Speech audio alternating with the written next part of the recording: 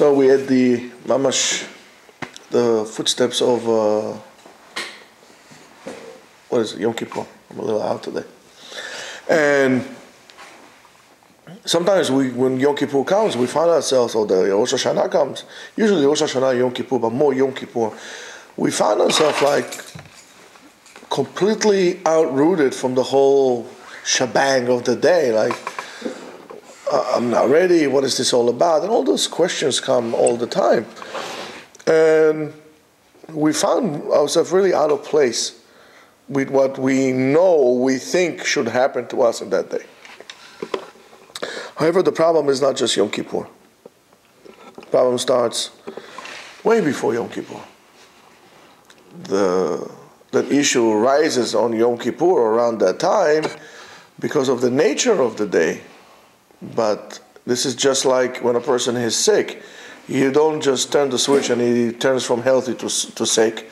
It's a process that happens. Even the worst of all viruses or infectious disease has a certain period of cooking the disease inside of you before it erupts. Right? Incubation period. Incubation period. And we go through a certain incubation period of spiritual diseases as well. In the military, there are different types of units. One of the important units is intelligence, the correct information, and gather all kind of necessary data to make them more intelligent about the enemy. And then there is, of course, the other part of it. It's a smaller department. It's called what? Counterintelligence. So I'm going to be a little bit inaccurate in using this term, but what we are doing all the time, we are engaged in counterintelligence. Our society, the way it's designed, is for us not to be intelligent. Is to have some information, but never to process it into real practical realms. Therefore, we are not intelligent. Everything that we do is to counter our intelligence. Not only that, there's units in the army that's called counter-terrorism that come to fight terrorists, right? We are very weak internally in spiritual counter-terrorism. What is terror all about? Terror is not necessarily, or a terror organization is not necessarily a body of people that just chops the heads of people or kills people. The reason why terrorists do these extraordinary acts is not to kill, because if I'm going to feel threatened, I'm going to take a gun and I'm going to shoot you. Well, they're cowards. They don't want to do that. What terrorists do is they inflict fear, terror, like horror movies, into the hearts of the people, to break, disintegrate, and to really shake from the foundation any values that we as a society have. We all the time are exposed to spiritual terrorism. If you look at the news, it's all about spiritual terrorism. It's all about bad. Like the end of the world. If it was the Cold War for many years, and the end of the world came from the Cold World, and this one's going to press the button, and who's going to press the button first, to the end of the world in terms of Y2K, or the end of the world of financials in terms of like a collapse of the stock market, and or what was after Y2K?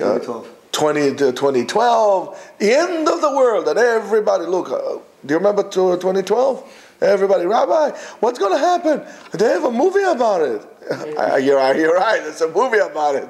They're doing a movie about Moses too. So what? It's a movie about it. Everybody was petrified. Rabbi, aren't you afraid? No, I'm not afraid. And we do this all the time. And that comes to shake our foundation in anything that we believe in. One of the reasons, one of the results of such exposure to a bombardment of spiritual terrorism is shaking our emunah. Because we don't believe in HaKadosh Baruch Hu, we don't believe in anything, because in a way we are faced with such a scenario of helplessness. We cannot be helped. Nothing. The end of the world. They're coming to get us. And therefore we desert our emunah, or it shakes our emunah. We don't desert our emunah. It shakes our emunah. It puts little cracks in it. Sometimes if you have, let's say for example, a solid bridge, a bridge over troubled water, right? And stands there for years. But all of a sudden they might shut the bridge. Why? Because there are cracks. And the bridge becomes dangerous. What are you talking about dangerous? Look at the waves are coming and the wind. The bridge stands. It's unsafe because there are cracks.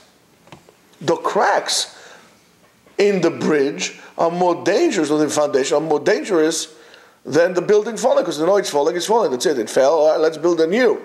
But when you don't see it, but you don't see those like microscopic cracks in the infrastructure of that particular structure, in the beams, and that becomes catastrophic, because you go in and then it falls.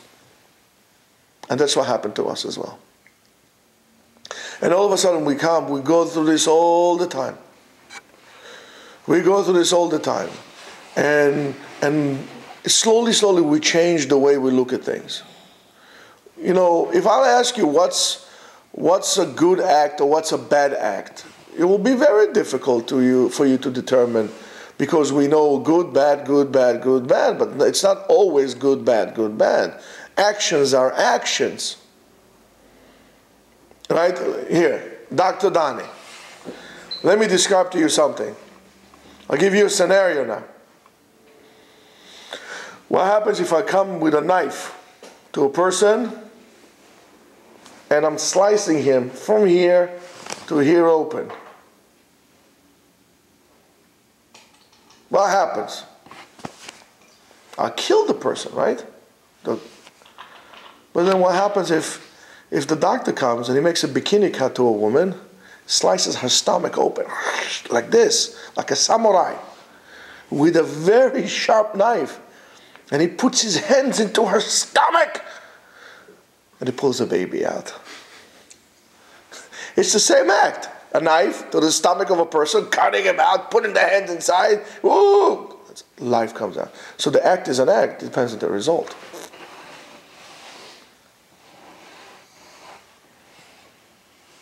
So there are very few things, and we don't know. So there are very few things that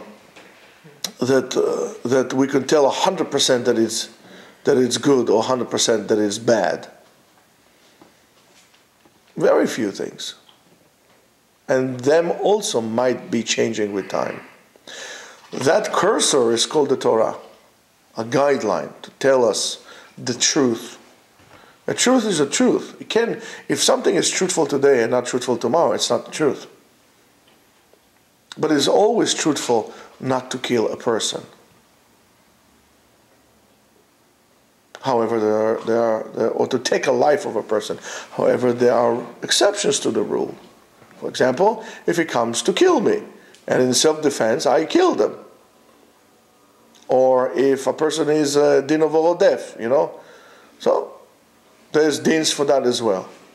However, those laws are not man-made, because man can change his values as they go. The Torah, with its great wisdom, HaKadosh Baruch Hu told us these are the ways of the path on which we should go to, that the results will be good or bad, good or bad.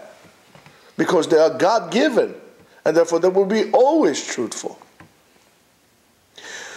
When we expose ourselves to this hostile environment without taking proper measures, and that bombardment is on every step of the way, if it's on commercials, on advertisements, on buses, on radio, on billboards, on everything, And of course, we always get involved in it when we get carried away into this thing by political agendas, by political affiliations, and so on and so forth. Recently, somebody got very angry when he was faced with this Israeli guy wrote an article or research. I'm sorry, it's a research about how American Jewry becoming extremely liberal. The more liberal they became, the less Jewish they became. Because in a way, liberalism substituted Judaism. And he was very upset over this, and he says, oh, and so on and so forth, you know. And the truth of the matter is that research touched a nerve by him, that he knows he was wrong. So when he knows he was wrong, he, of course, not going to do anything for it. He's going to blame the other person of being overly aggressive and overly radical or fanatic and so on and so forth. Instead of saying, wait a minute, hold on one second, let me just think one second what happens. When we come to Rosh Hashanah, when we come to Yom Kippur, we are faced the reality that we were engaged very little in anti-spiritual terrorism, and very much so into counterintelligence. Everything that our intelligence, that the mind, because we don't think, we like somebody else to think for us. We want somebody else to make the decisions for us. We don't want to learn. And that's what happens to us. That in return, the person asks the questions to himself. Why am I doing this? What is the reason? What is the reason it's this and not that? When you are investigating that, you're increasing your intelligence, and by knowing more and learning more, you're becoming more aware to that bug. You're developing a resilience against it. You're enhancing your immune system, your spiritual immune system. And then when you come to Yom Kippur, you feel like a fish in the water. So if you're going to feel disconnected with the day, I'm not talking about the headache of the fasting. I'm talking about with the whole experience of the day. If you feel disconnected with that, you know that right now there's a certain bug inside of you that is spiritually affecting you. You need to be able to isolate it. You know, apply all your answers are there. All the tools are there. The same thing as you will go to a doctor who will draw blood tests, will ask you the symptoms, will draw blood tests, and you would swear by the doctor because, sorry doctor, all doctors, they became like our Urim v'Tumim, like the how do you call Urim v'Tumim? You know, the Matrix, what's the name of this person in the Matrix? Neo? Not Neo. Oh God. The seer, I don't know. The Oracle. Oracle, that's it, the Oracle. Oh, see, okay. He knows. Bo knows diddly. The Oracle. Yeah, doctors are the Oracle till today. You know, they tell you what to eat, what not to eat. They change it. The beginning was you can't eat any salt. Now it says, oh, you can eat more salt than you think. Never mind. You know, it's like, depends who's sponsoring the research. You know, that's how they go about. Bunch of phonies. Don't say that, though. We won't say who the doctor was saying that they're a bunch of phonies, but it's absolutely true. Right? You should also go to your spiritual doctor, who will ask you your symptoms and will ask you what would you involve with. If you have a problem with your liver, the doctor's going to say, did you travel outside of the country? Did you go to Africa? Did you go to Latin America? Did you go here? You know, because you would attract those things there. That will happen to you. Where have you been hanging out that there's a disconnect with you? And sometimes by the questions that a person asks, you know, it's not a question that was meant for him because he wants to learn. It's a question that he says, why I don't want to do it? He brings it up the problem. It's like it's a hidden message there. So the question will be, do you work in an environment, or are you hanging out in an environment that it's a non-kosher environment, that all of a sudden you had a crisis of a problem with that? All the atheists are basically cowards because they're afraid of the truth. They never bother to ask. It's just easy. I'll become an atheist. I don't want to ask anything. I don't want to know anything. Don't call him an atheist. Call him a moron. He doesn't want to learn. He's a buffoon. Who doesn't want to learn in this world? Who doesn't want to know the truth? Did you try? I don't believe in it. Okay, so don't believe in it. And by the way, you cannot be a Jew and be an atheist. There's no such thing. To be a Jew and to be an atheist is an oxymoron. To be a Jew means to believe in God. To be a Jew means to keep the mitzvot. What separates the Jew from the Gentile is keeping the mitzvot. Do you keep the mitzvot? So this guy was very upset. Why? Because he married a woman from Africa. I don't have anything against people from Africa. I don't mind if my son would marry an Ethiopian woman as long as she's a Jew. The color of the skin don't make any difference to me. But for him, it's his children that are being raised in the Jewish environment. Yeah, what's a Jewish environment? What's a Jewish environment about it? That you go once a year to your conservative or reform shul, playing the organ over there? What are you doing? And he went to yeshiva. Maybe he shouldn't have gone to yeshiva.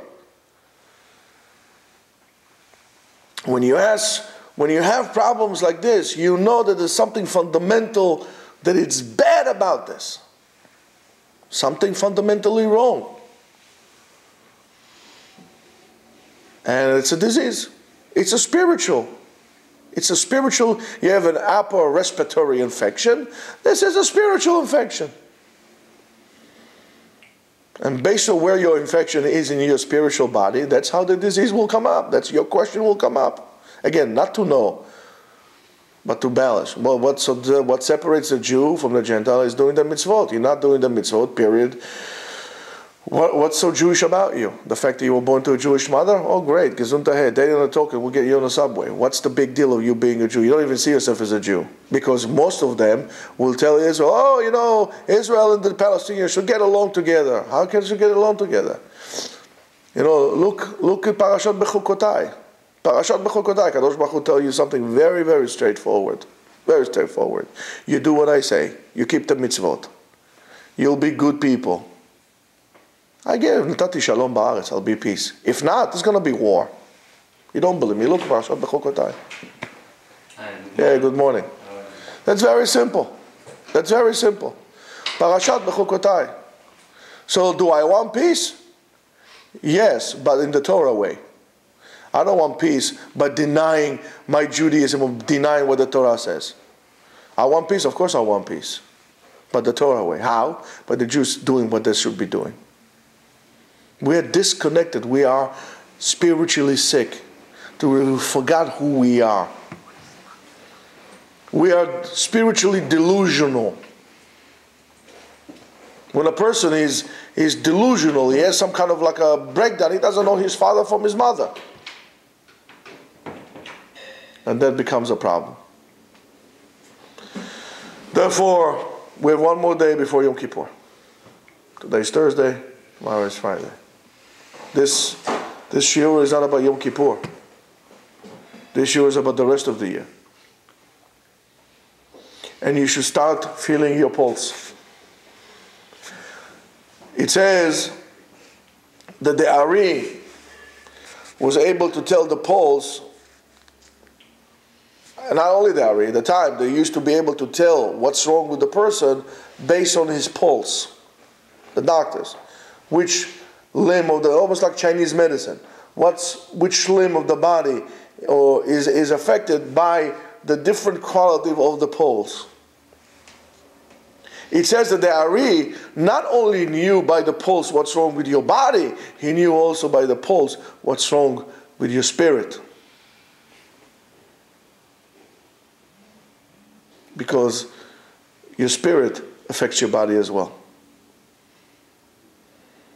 Therefore, put your hand on your pulse. Be your own self-diagnosis if you can, at best. You know exactly which part of your spiritual body hurts, whether it's your head hurts, or your stomach, or your spiritual stomach, or your spiritual toe. You know exactly where it hurts you. You know where you have the problems. Some people have a problem with the issues of kosher food. Some people have a problem with forbidden relations. Some people have a problem with intellectual problem. You know exactly where the disease is in yourself. Some people have a problem with the heart, with a spiritual heart. You know where the problem is. Diagnose yourself. If you can't do that, quickly go to a spiritual doctor. He'll prescribe you with appropriate exercises and preventive medicine. Right now you need to take maybe a shot of spiritual antibiotics. And then you need to be engaged in preventive medicine. One way to engage yourself in preventive medicine spiritually is to engage in intelligence. Learn, know, ask, seek, and fight the terrorists against. You know why? We don't negotiate with terrorists. We don't even take them hostages. Don't let anybody brainwash you. Have a meaningful fast and a wonderful year, and get to work. Shabbat Shalom.